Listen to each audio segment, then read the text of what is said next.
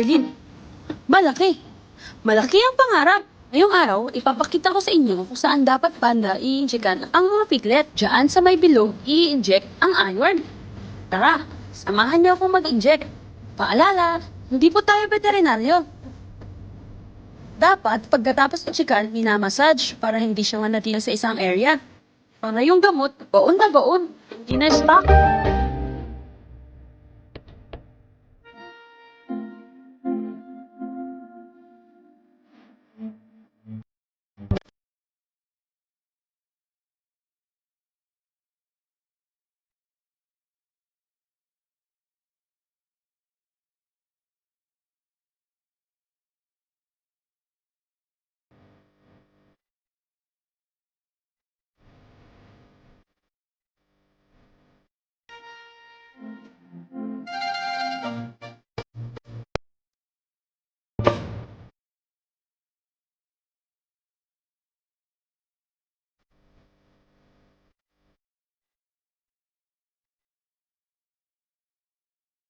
Lamang po at maraming salamat!